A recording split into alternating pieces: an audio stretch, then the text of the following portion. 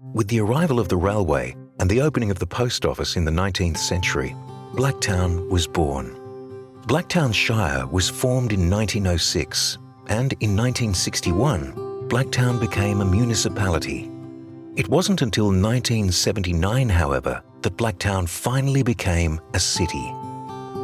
From these humble beginnings, the extraordinary people have made Blacktown a place of great character and reputation, setting a foundation for this young city to grow into one of the largest local government areas in Australia. It is their stories that bring to life the city's early decades.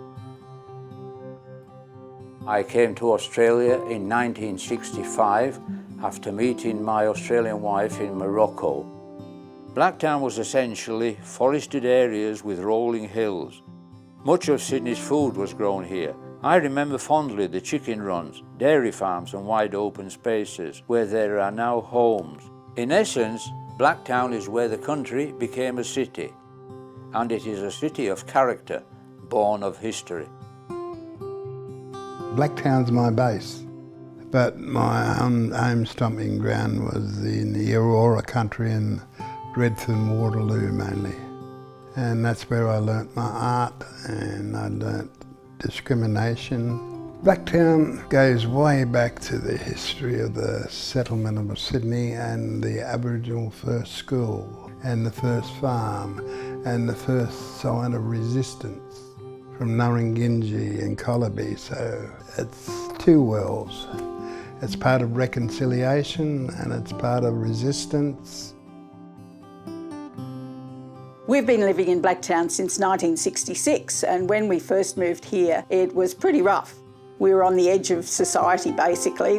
We used to be able to lie in bed at night and hear the donkeys braying away over on the hill. It wasn't easy, but it was good fun. We had a lot of great times within the community. Whenever anybody new moved into the street, we would help each other with footpaths, putting in a new garden, putting up curtains, because most of us had sheets on the windows. But it meant that everybody used to work together as a community. Kids, they used to go across in teams and swim in the dams of the farms across the road.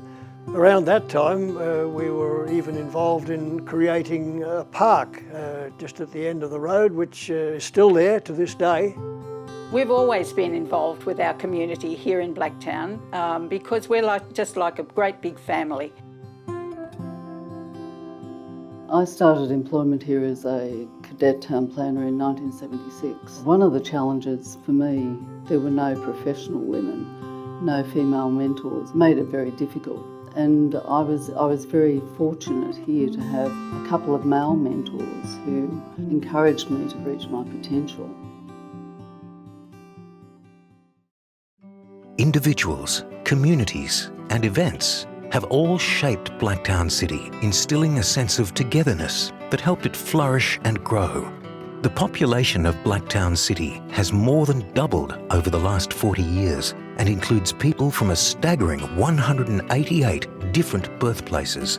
Blacktown's diversity is one of the city's greatest strengths, as this vibrant, active community worked together to create a city for the future.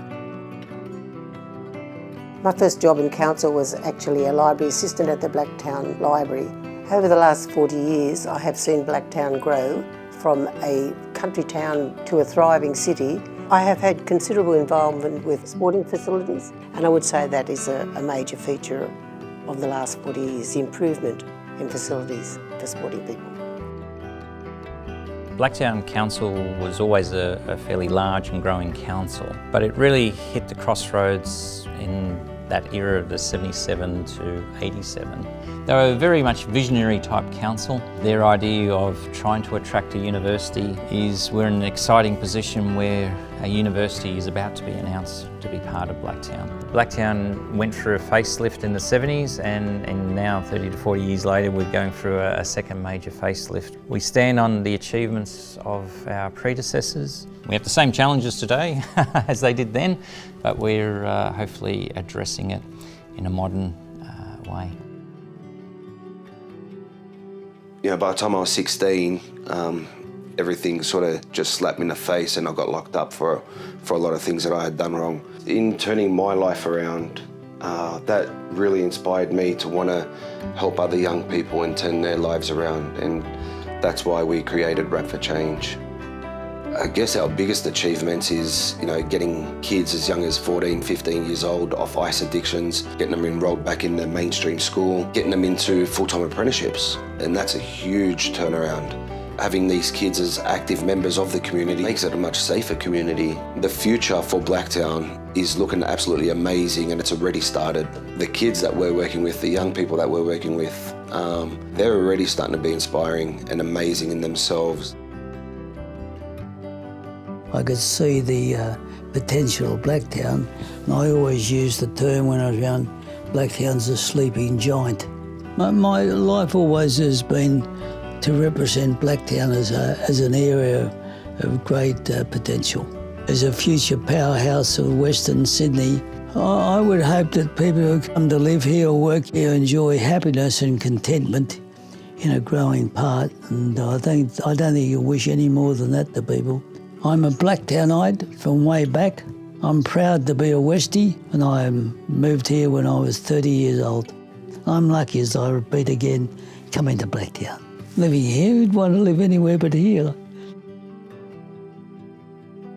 Blacktown, a city of culture, a city of passion and talent. Populated by a diverse mix of people, bringing with them cuisines, customs and culture from all over the world. 40 years of Blacktown City is a celebration of these people. A celebration of Blacktown City becoming the welcoming, diverse and cosmopolitan city it is today, and will be for many years into the future.